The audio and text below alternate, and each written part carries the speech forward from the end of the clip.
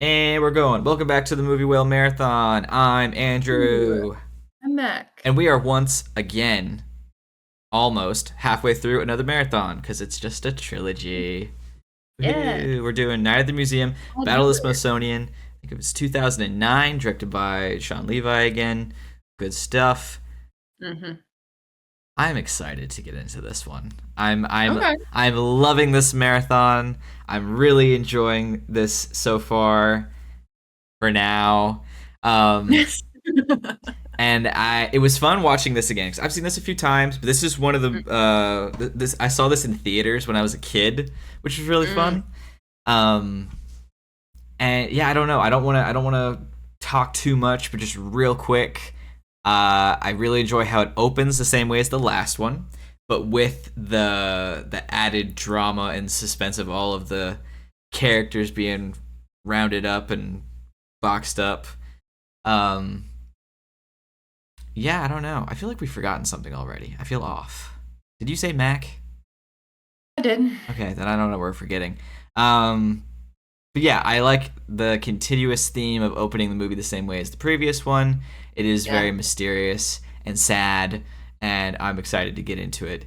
And then, yeah, we hop into the weird daily devices thing, and then we'll go from there. How do you feel about this movie in general? In general, I always thought of this one as like I have this category in my brain of movies that are really good sequels, Mm-hmm. but are also definitely sequels. Uh huh. And this one falls in that I think that category. is a perfect description of this movie because it does feel like it's a good sequel, Hmm. but it is not as good as the first one, Hmm. and so it is just a sequel. But I do feel like in a way it does what I think a lot of sequels, especially nowadays, don't do, which is just continue the threads that are planted in the first movie Hmm. and continue to expand on the fun ideas that were explored in the first one in a Yes. way that doesn't feel like it's rehashing everything and doing the exact same thing. We're about to hop into a new marathon in just a couple of weeks where even though they are very fun, the sequel is in many ways the same movie. They do the Mm. same jokes. It's the same beats kind of thing, just like maybe different environments. But with this one, actually having Larry become an inventor and exploring that and having some success in that, and that being Right. a plot point and a catalyst for a lot of things. The going to the Smithsonian, like again, just a natural progression of like, let's go bigger, let's do something more, let's expand on that. The paintings, the art Mm. creatures being brought to life. Love all of that, the space room and the little jets and the rockets and the bobbleheads and all of that just expanding on the things a tablet can bring to life. Yeah, it feels like a really cool continuation of it in a way that for the most part I think magically quote unquote makes sense. No, I But agree. I think the part that makes it definitely a sequel is that they have to pretty much contrive this idea that the museum's going to go entirely to holograms for their yeah. nighttime production when it's definitely doing just fine. Doesn't Uh-huh. even have to like there's no I was thinking about this while watching it. There's no employee cost to, like, having people who work the nighttime shift for you when the people Uh-huh. who work the nighttime shift for you are just the exhibits come to life. So, like, the museum has a really solid gig here. I don't know why they would trade it out for monotone holograms. Anyway, that being the sort of contrived extra conflict gets us to the Smithsonian where they are able to play with the rules of the tablet quite a Mhm. bit more, expand the ideas quite a bit more, and I think that's worth it, Mhm. just because it wasn't the perfect device to get them there, I think that's something that can just sort of, like, wave like, that's fine, it's not a big deal, Mhm. because they really then get to do what the movie series is so good at, which is just really increasing that wonder and the joy and sort of, like, the fun of all of it. Yes, absolutely. Stop it, dog. And I do feel the same general vibe of the wonder and the whimsy. It's kind of like a really good lemonade or sweet tea that they watered down just a little bit. Like it's clearly not there as much But I don't think it's because of a lack of wonder. I think it's watered down by the things this movie doesn't need, which is the unnecessary silly humor. And I realize that's what a lot of the little kids are going for, but it is amped up for this one, and it's Mm. not, I don't think, necessary. Like, the last one was funny, and it's unbelievably funny. Like, I mean, you got Octavius, who wouldn't sound like that, and you got Jed making references he wouldn't make, and blah, blah, blah, blah, blah. But there was also a little more time spent in the first one going off of, like, okay, these characters would look and sound like this, and these characters would not be able to speak English. It was like, oh, well, they do. Okay, well, let's write in a fun little reason as to why they speak English. Now we've got Kamunra, who is entertaining as hell to watch and very fun, but has a Boris Karloff accent, which that was a deliberate choice because the actor he tested a bunch of different accents and ended on the Boris Karloff one because Boris Karloff played the Mummy back in the day. Like it's kind of like a reference to that, and that is yeah. I don't think anyone did because it's not really clear, but so.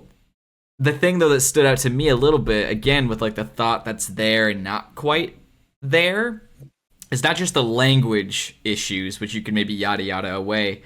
One for me is how when Larry gets there to the Smithsonian, where our New York exhibits are being all corralled into the crate, it looks like the mummies in this case are mannequins, which I'm not opposed to, and I think almost kind of helps that plot hole of him being this time a white dude because Rami Malek is Egyptian and it was really cool that they cast him as the pharaoh, but this time around his big brother is just some dude. But if they were just mannequins, then it would be different because it's not based on anything necessarily. It's not, the tablet isn't bringing something was already alive back to life. We don't see a sarcophagus, do we? We do see a sarcophagus, unfortunately. It's in the background. However, that could still just be a prop. Like, I work at a museum where we had, replicas of sarcophaguses and mummies and stuff. So it could have been that. I don't know. I'm skipping ahead a little bit, though, because there's a few other things I'd like to address. But again, I want to share, if you've got other things that you'd like to add to the...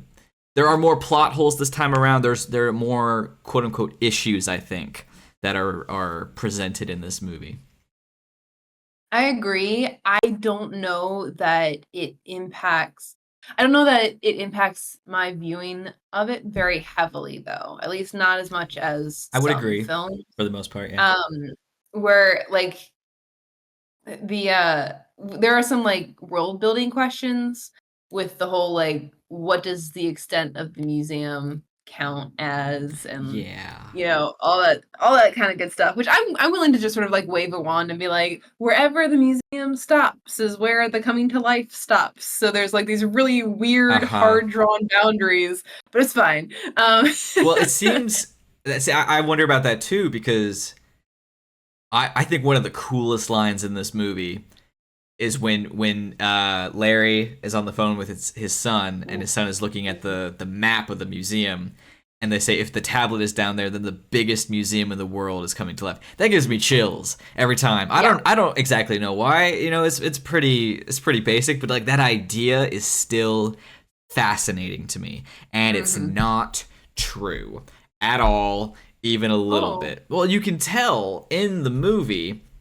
The tablet clearly has I don't know what the correct term would be. I'm thinking in like video game terms. There is like a bubble in which range. Duh. There is a range of its magic, and I think it's you can kind of headcanon explain that with details from the next one, which we'll get into later. But it's like as Larry is running through the archives, you can hear things waking up as he goes. They don't just wake up immediately. The art museum doesn't wake up until he walks in. The Air and Space Museum doesn't activate until they walk in. So it's... And then they stay awake because they've been charged up by the magic. But that does get a little inconsistent because where they are in the archives all that shit down there should have been brought to life the night they arrived when Jed calls him. So Amelia Earhart shouldn't still be a statue in the same spot. Custer should have been running around already. The animals would have been freaking out, like, because they would have been at least within the size of the New York Museum down in the archives. All that stuff would have been brought to life, and it clearly wasn't. So, like, the range on the tablet is a little bit whatever we need it to be in this movie, which, again, no one's gonna care. Not necessarily the type of movie, but it's details like that are a not 9-digit code pad. Like when he types in the code, it's just like our very modern system of Yeah. like 1, 2, 3. Yeah, I don't love that, to be honest. Also, yeah, Did the Egyptians have a concept of pi? I have no idea. I really I know they don't. had really, really advanced math, but from what I understood, pi was a pretty Europe. Well, no, because Arabs had a lot of understanding of math. Let's say I for right now they did. Sure, fine. It's still a little weird that half of Larry's mission, once Akhman Ra presents the mission to him, is to translate the tablet. mm-hmm. Akhman Ra, my guy, should, you could you just should, you read should it give to her. us, and then we could go from there. You could present us Well, with the Conrad's riddle. dark secret is that he never learned how to read. Maybe Maybe, that's why you weren't gonna rule maybe. Egypt, Hey, sir. that could be it right there. Yeah, I don't know. Yeah, Actually, that's so an interesting question.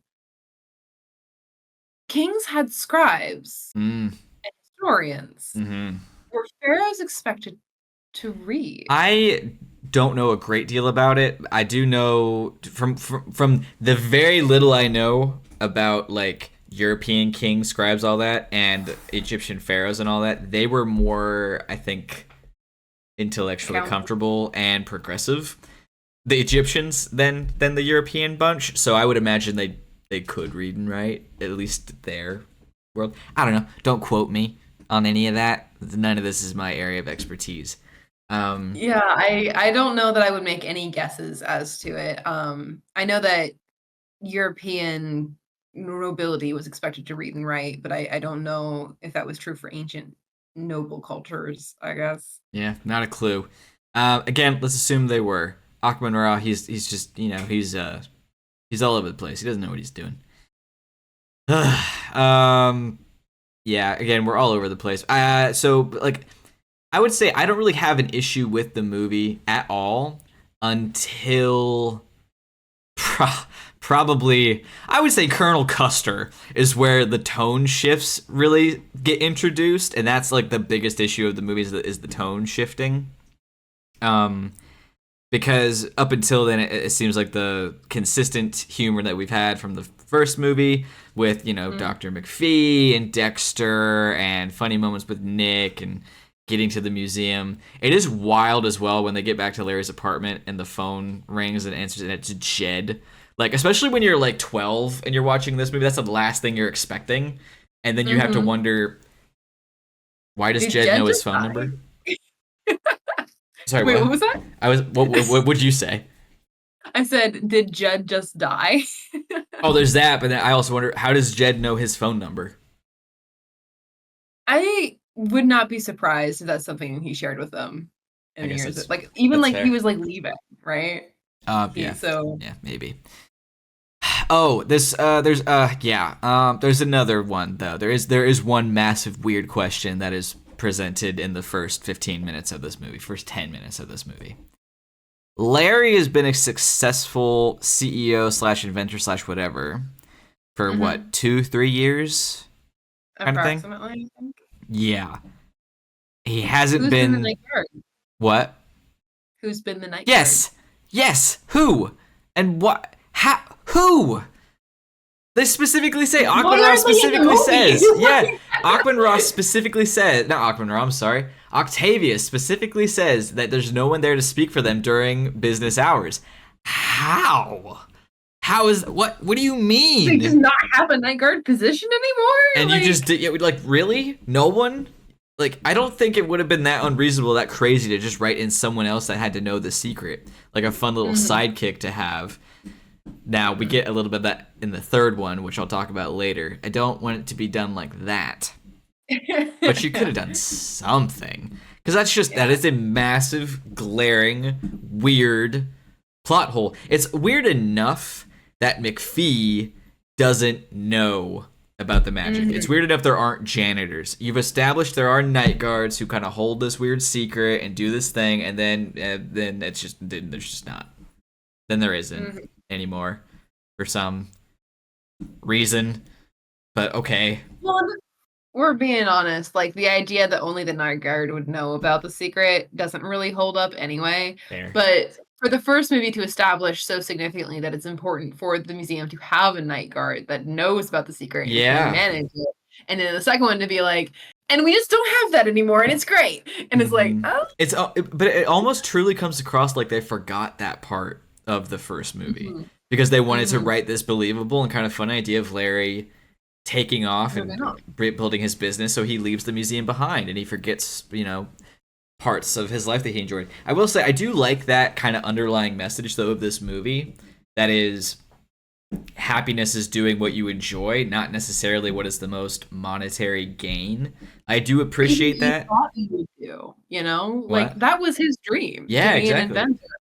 Was his dream, and he was working really hard, and he did an okay job at it. I mean, nothing he invented was going to like change the world, but he was running a successful company that sold his inventions, and he was less happy with that than he was his museum job. Yeah, which is an interesting message. Yeah, I do like that. I do struggle a little bit with the real world implications of it though, only because anything is gonna pale in comparison to the only magical job in the world. Like, yeah, no shit. I would rather do that than anything else. If I got to hang out every night with Sacagawea, Attila the Hun, Jedediah, a talking Easter Island head, a dinosaur.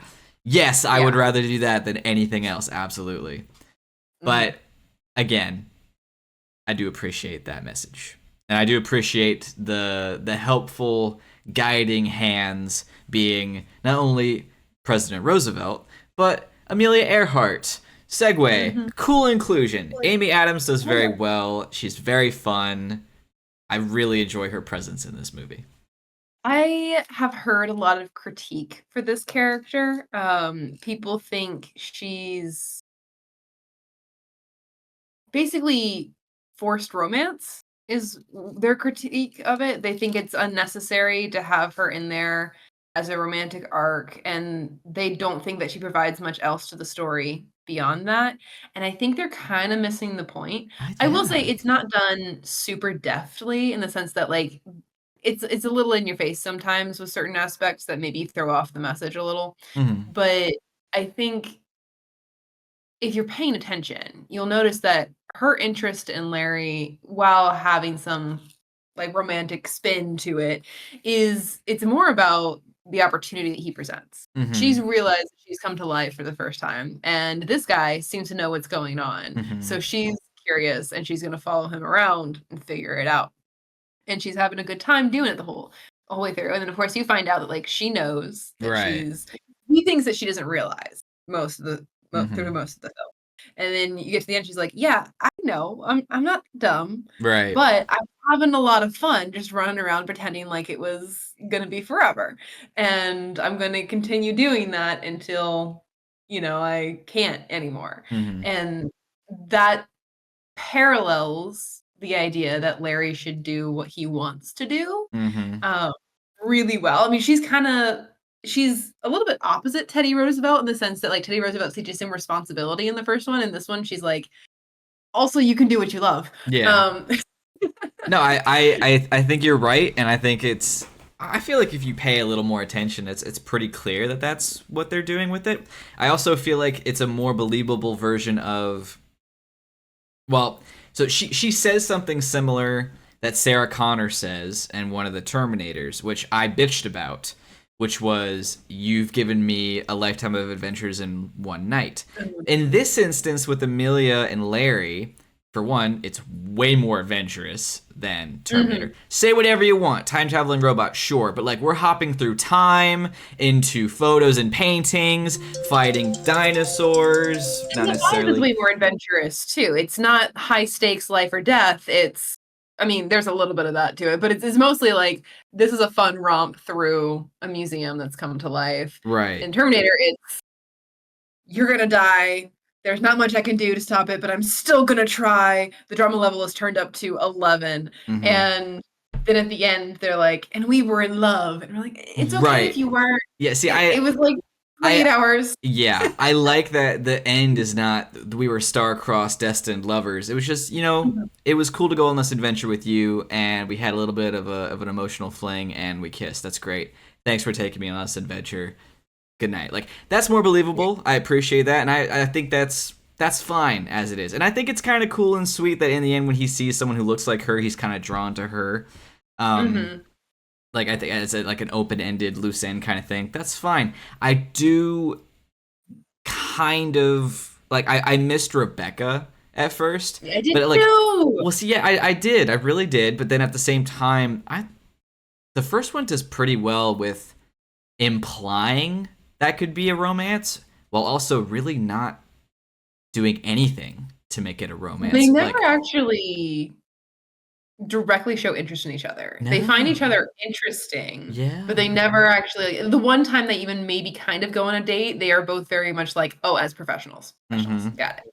And I think that I like the tendency of these films to leave the open end for the personal development of future relationships is so cool because so often a film will get hijacked by the romance story, even if it's not really about that. Everything will mm-hmm, be about like so the reason thematically that romances often hijack the story is because our common culture believes that romance is the ultimate expression of interpersonal relationship. mm-hmm, And that's not what these films are about. I mean, that the importance of interpersonal relationship is what these films are about, but it's about Larry and his kid, mm-hmm, and then Larry developing as a person with a network. The museum exhibits become his network, right? mm-hmm, So, like, it's still very much about interpersonal relationships and how that makes you grow as a person and how it's important to value that. But by decentering romance in that message, you allow for a much wider version of that message or moral. And I really like that. I really mm-hmm. do. Yes. Absolutely. I think it also it does help that while again we don't get that many women characters in that we only really get one.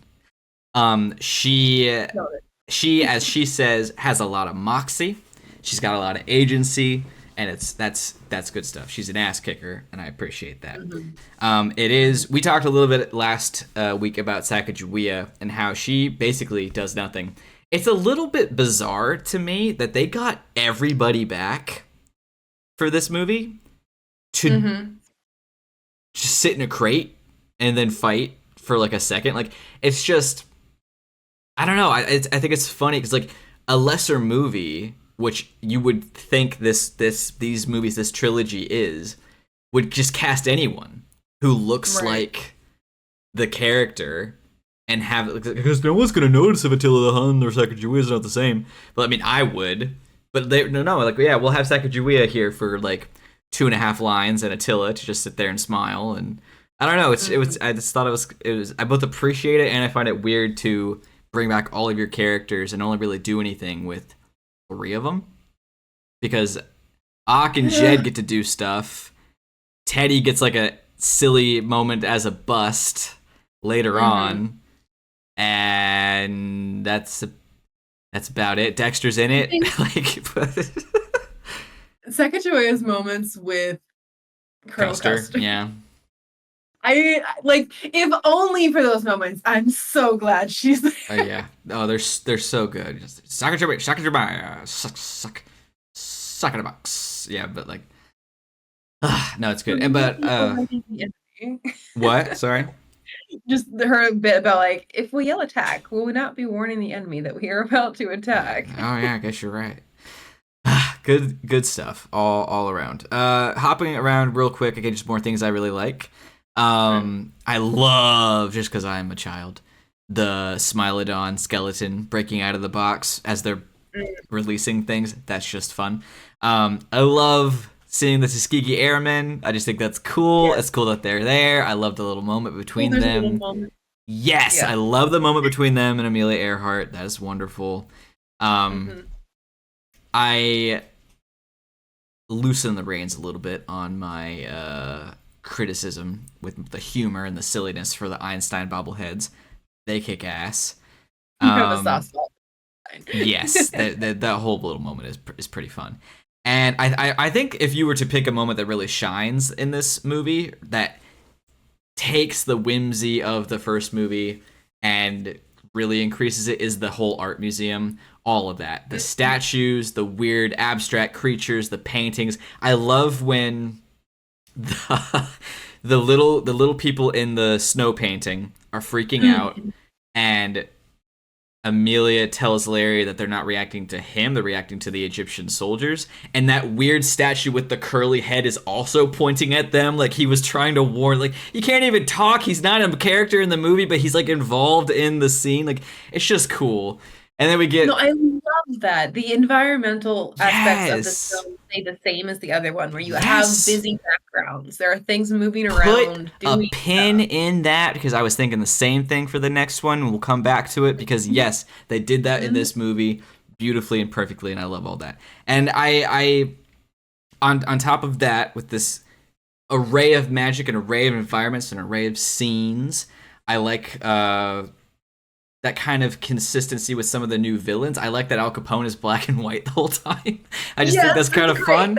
Yeah, like, and I really like whenever the thinker moves, it sounds like metal. When Lincoln Mhm. moves, it sounds like marble. Like, these are little things where part of you is like, well, duh. But again, this silly movie made by Fox, who really just kind of flips a coin as to whether or not they're going to give a shit about their movies, putting in the time and effort and thought into making these things. Like, you could not do that and no one would notice or think about it when Right. these statues are moving the way they do. Like, no one would notice if it wasn't there, but I notice and appreciate that it is there. And it's awesome when Abraham Lincoln wakes up and it's just these clinking, rolling marble rock sounds. Ugh, so good. Abraham Lincoln also is a wonderful Yeah. inclusion.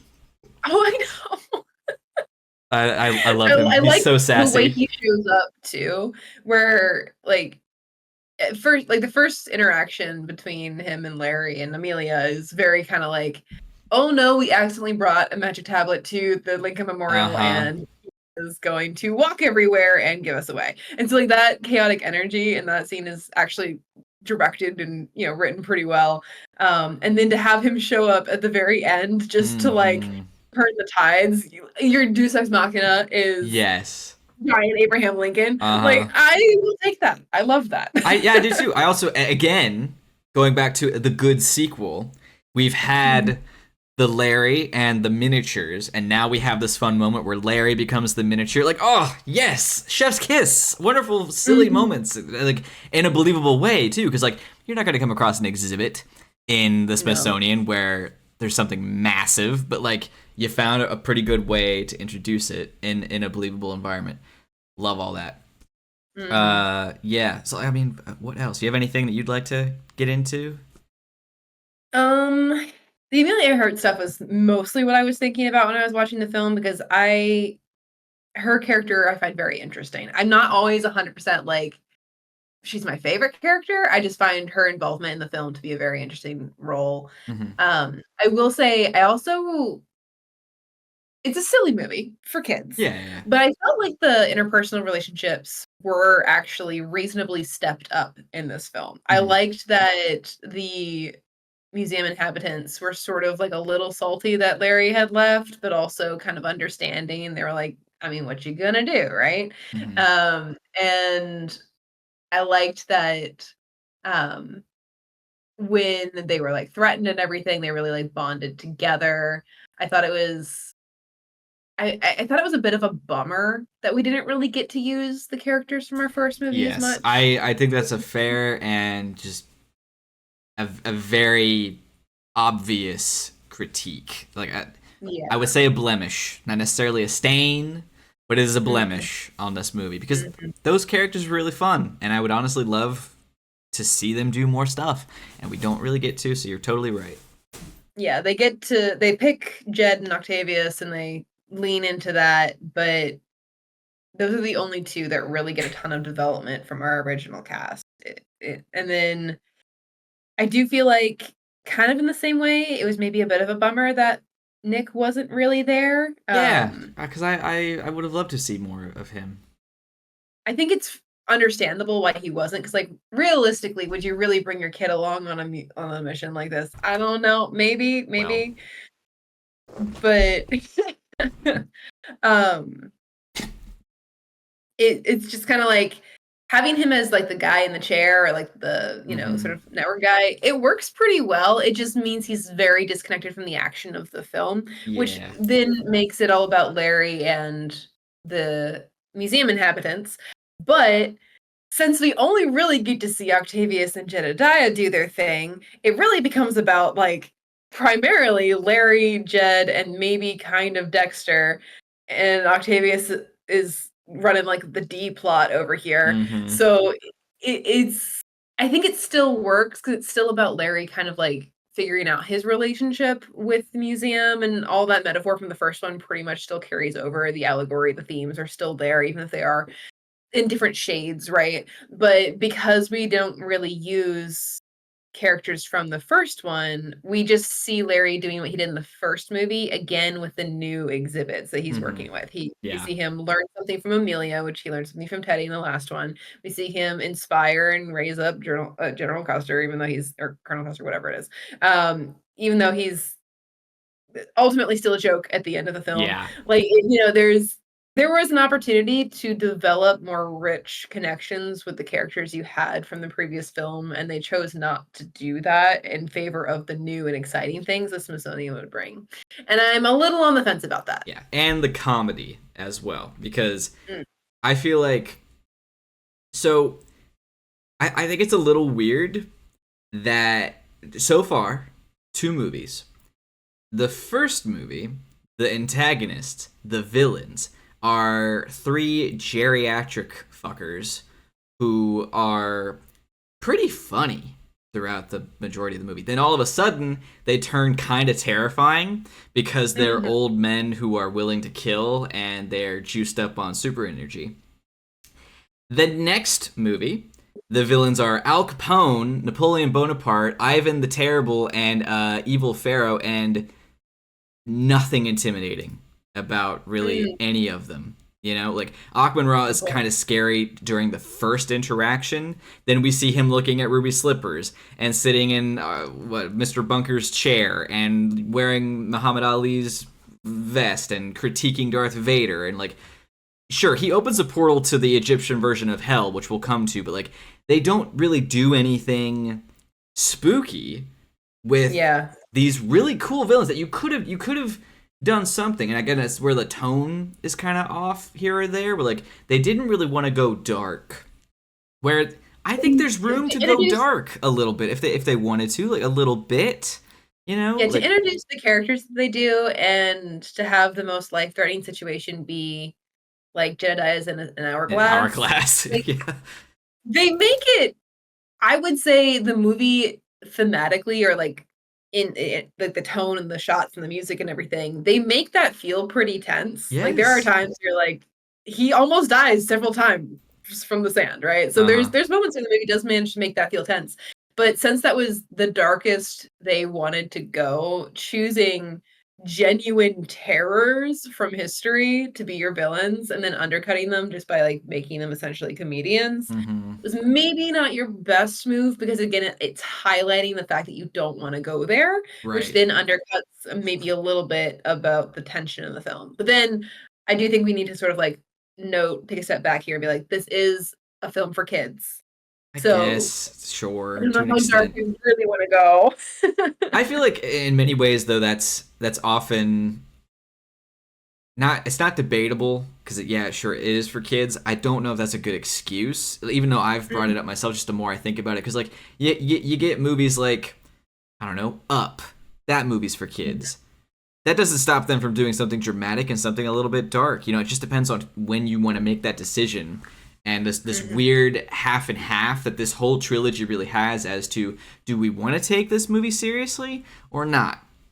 Because they do kind of hop back and forth with it. I think a good or just a continued example of this is I don't hate Larry's nonchalant attitude at a lot of this after the years he's experienced with all these things and the kind of lunacy he's seen. Like when the Egyptian warriors have the spears up on him and he's just kind of like, okay.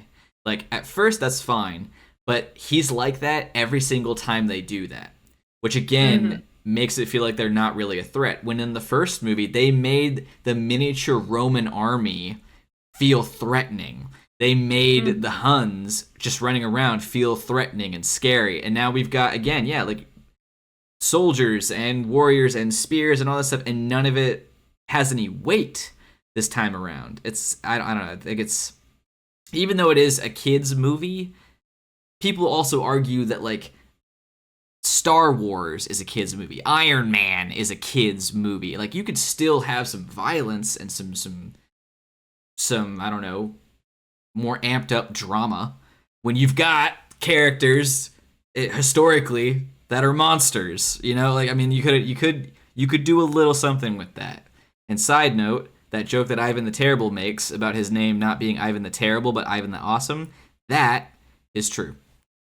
It doesn't surprise me. We use the word awesome very casually in English, and if you actually take a look at the word like awesome, Yeah. awe is not a pleasant experience more Yes. often than not. It's So what I had read is that the translation it's like not complete or it's muddled, but like there's no negative connotation to it. So it would be something more like Ivan the fearsome or Ivan the impressive, something like that. So great. yeah, Ivan the Great. Yeah. So that, but even though it is a funny joke, he's like Ivan the Awesome. Like, yeah, that's true. That he's not wrong. Yeah. I don't know. I don't know that I totally agree with this point. I think that it would have been cool to see the movie go a little bit more intense with its threat, a little bit darker into like, you know, what could happen to these guys. But I don't know that the fact that they don't breaks anything for me or gets in the way of the story for me. I don't know that it's a tone change in my opinion. Because the reason that Larry is so cavalier when he comes face to face with potentially dangerous situations is because of his experiences. And you mentioned this, but they were very intentional in this sequel about not restarting Larry at square zero, which I appreciate so much because so many sequels are like, and all the stuff we learned in the last 50 Yeah. doesn't even matter. It never happened. We're Totally starting from right. the beginning. Totally right. And I liked seeing that he was able to very quickly handle the situations that he came up against for the most part. What the conflict for Larry in this film was about figuring out what he wanted for himself, not necessarily learning how to run the museum, right? And by showing that he was competent in what he was doing, it was also showing that kind of what he liked to do. He was really good at this job because he enjoys this job, right? And I think that's interesting is watching Ben Stiller play that because he plays this sort of like irritated attitude throughout most of the film, but you can also like there's also like this thread of like, all right, what are we doing next? What are we doing next? You know, like he's got this kind of like restless energy where he's buying into what he's doing, not just because he's been dragged across the country and he has to do this thing because he's obligated to. He's genuinely invested in what's going on because he actually likes doing it. So I like that. And I would rather have Larry that has learned his lessons from the first film and is learning a new lesson in this film than super dark villains that he has to be afraid of. That's fair. And I guess I will amend. I don't want super dark. I just feel like some shade, you know, like there's nothing spooky about the They really villains shouldn't at have all. undercut Vader, is really what the issue I would is. argue they shouldn't have included Vader, period, and they Yeah. shouldn't have undercut the other villains that we have. Like they have, like Napoleon is just a joke. Ivan is barely there. Al Capone, again, like three Threat. lines, but like they don't do any. If anything, I still think the Civil War dudes are way creepier, just in Mhm. general. And but again, I'm sorry, I had a it wasn't just the spears or the Romans like the difference. Like the moment where Christopher Columbus holds a sword to Reginald in the last movie, he's like, "Oh shit, the gloves are off." But in this movie, people are throwing spears all around, and it doesn't do anything. Like nothing Mhm. happens. Like there, it the other part as well that again I think takes away the feeling of there being stakes. The first movie does perfectly illustrate what will happen if things fall apart. Things like we see that one caveman turn to dust. We understand the stakes. It's there. But Kamun Ra is walking around talking about his portal to hell or whatever. We don't know what that means. We see it later, and it ends up again being nothing. Like and the stakes aren't quite the same. And then you say, well, Jed's life is in danger. Is it? Is it really? This whole franchise is about the dead things coming back to life. Can any of them die if they don't turn to dust? I mean, Teddy Teddy got got cut in cut in half in half. the last Teddy film. got exactly this. We're both on the same page. Teddy got cut in half. What happens to the little porcelain miniature if he runs out of air? You know, like what? What happens? What's He gonna seems happen? to think he's gonna die. What? That's What happens? I don't know. I don't get it. I don't understand what they're trying to. It's magic. Can any of them die? I don't think so. And even if they did, would he not just come back tomorrow night? Like what are we doing? No one brings that up. And again, that's where it's a kids movie. Like okay, sure, spend an extra day in the writing room and come up with a countdown that doesn't involve one of your characters that can't die dying as the thing to motivate you. Maybe, as you said, bring Nick and have him be the thing that is captured and held Mhm. hostage because he can die. Can you imagine the interactions between Nikki and That'd be so great. That'd be wonderful. That'd be that would be hilarious. amazing. Yeah, I'd love it. That it's right. It's right there. You could have done something. Could have done it. Could have done it. And I, Nick I could have have Jed wondered and if he Ock could. in his pockets when he gets captured, and that's where that B plot comes from. Is them trying to help him and him talking to them. Like I don't know. There's other stuff you could do. Other Mhm. stuff. Again, I do like this movie quite a bit, but like the things that I don't like are easy fixes, man. They're easy Mm. fixes, and that bothers me more so sometimes. Yeah, I do wonder if the Nick situation is an actor situation. Like, Mm, I don't know. Well, I haven't checked, but I don't know how many acting gigs that kid had after this franchise. yeah, I don't know. And like, I don't feel like I've seen him around. Um, so I do wonder if maybe like he just wasn't really acting anymore and they got him for a little bit of the movie rather than not having him at all, Mm, which that would be good, right? But in terms of story, it would have been better, I think, if Nikki were there. mm-hmm, If maybe a little bit more complicated, because again, by putting Nikki in the center of the action, we are centering again the father-son relationship when the movie's trying to explore Larry's relationship with the museum a little bit more directly than last time, I think. So I don't know. It's you bring up a really good point about the characters not really being able to die. I hadn't fully thought that through.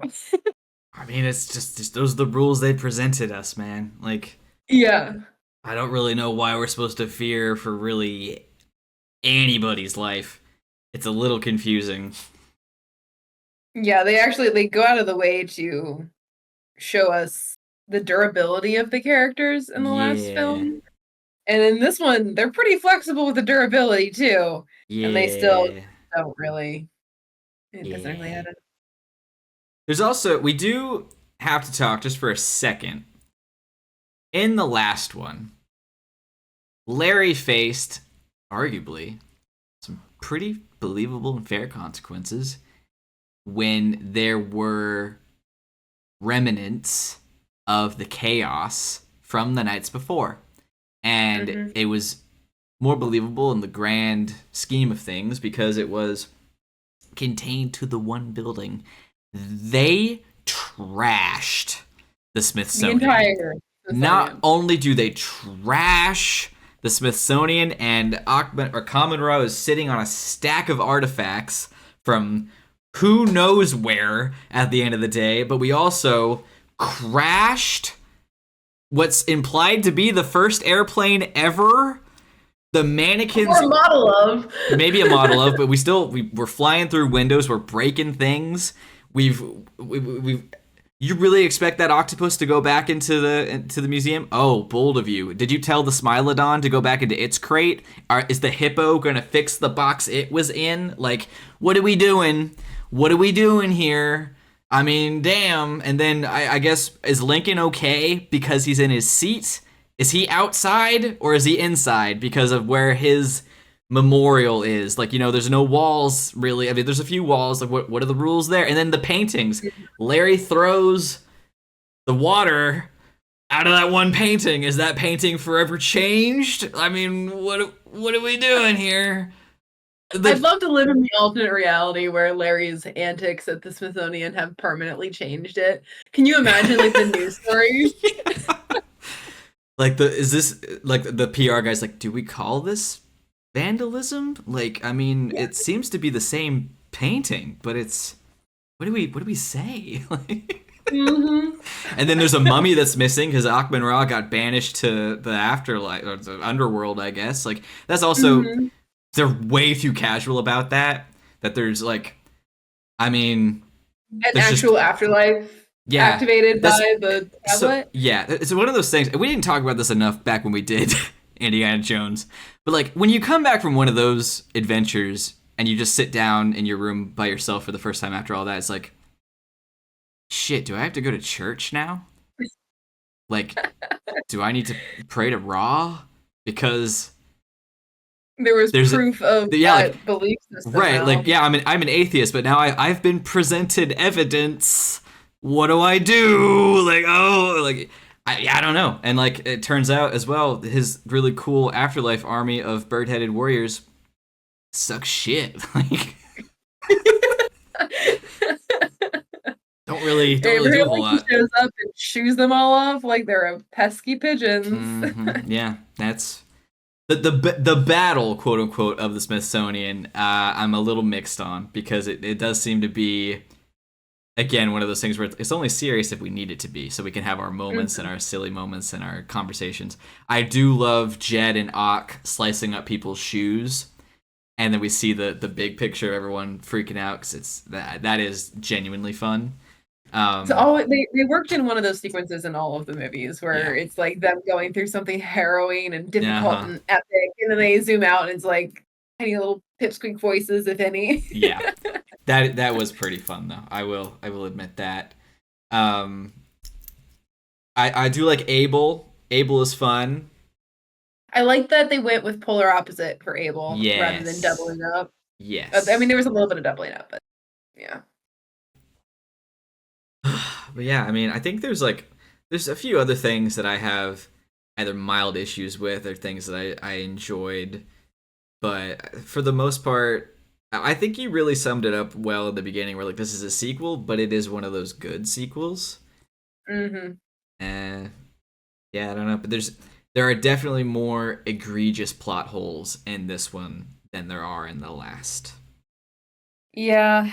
I This is one of those films where I think I can recognize those issues because again, it being a much bigger museum and them taking much more creative liberty with how they're interpreting the tablet's power that's what makes it fun, but Hmm. it's also what opens it up to critique in terms of Hmm. like where's the logic, where's the understanding into it.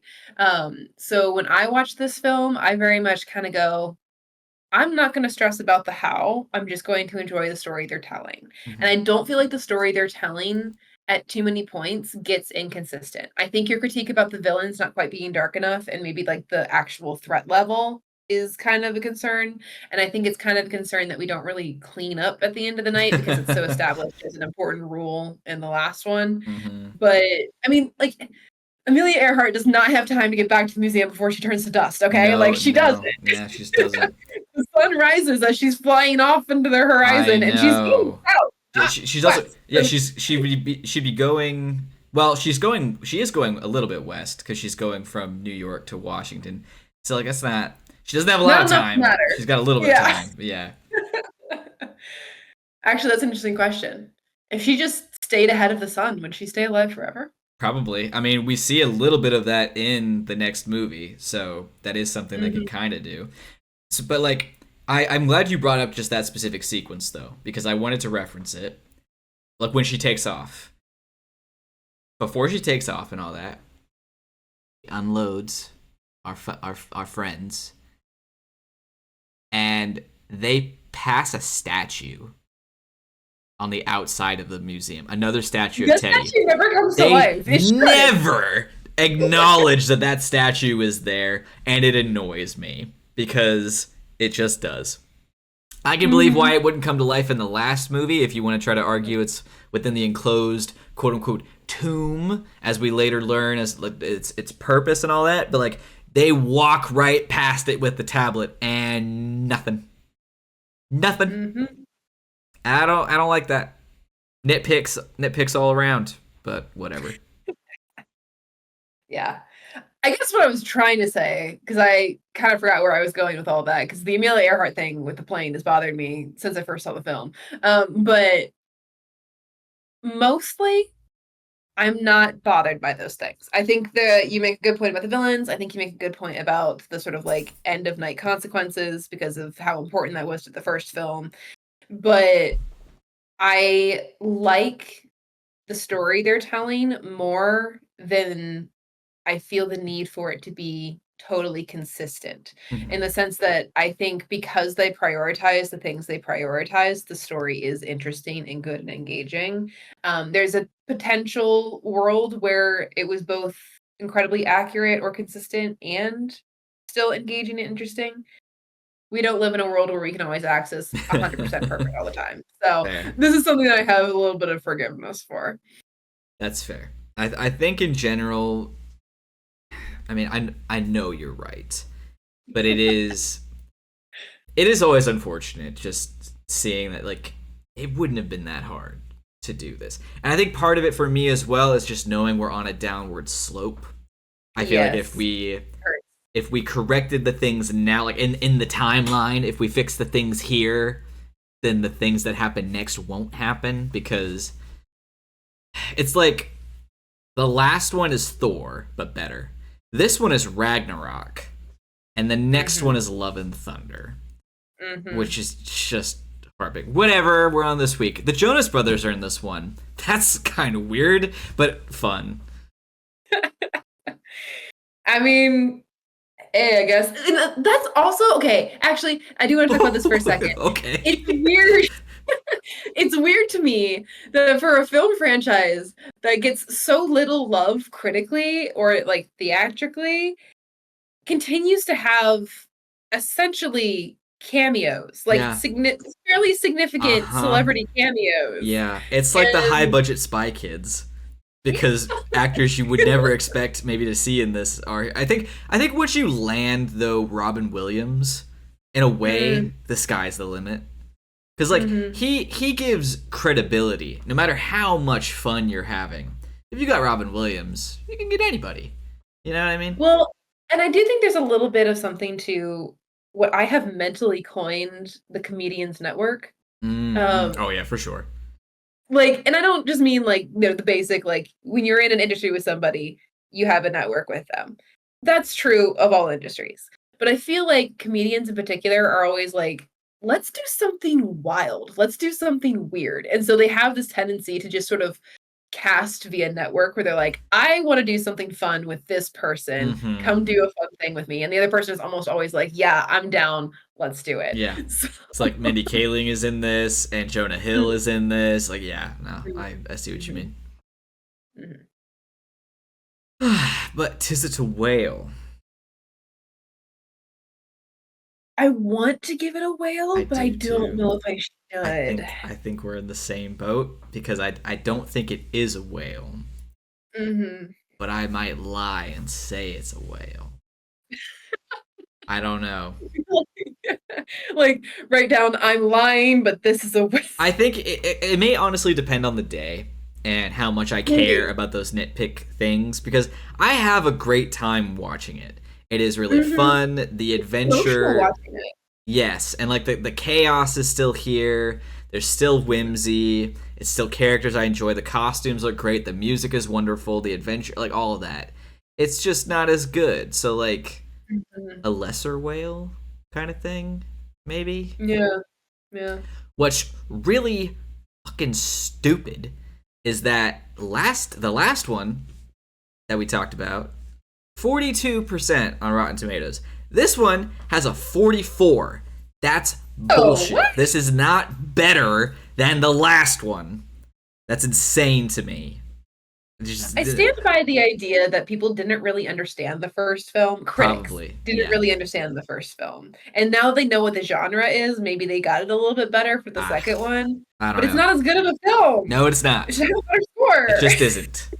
It's not. But yeah, that's kind of it. Tis a lesser whale, still wonderfully fun. I've had a great time honestly so far. Like the critiques and the nitpicks I've had, it's been like from a place of having fun. Like, ooh, it would have been cool to have done this. Maybe you Sure. could do this. You put the pieces here for that, but it's Mhm. fine.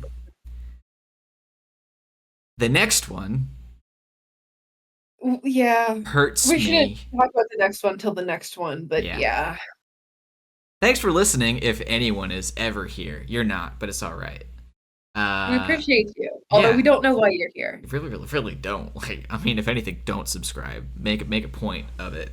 Listen to the whole We have episode subscribers and and don't we don't subscribe. know why. Like, Yeah. why are you subscribing to this? Anyway, okay, this is where we're ending this one. Okay, thanks. Bye. Bye.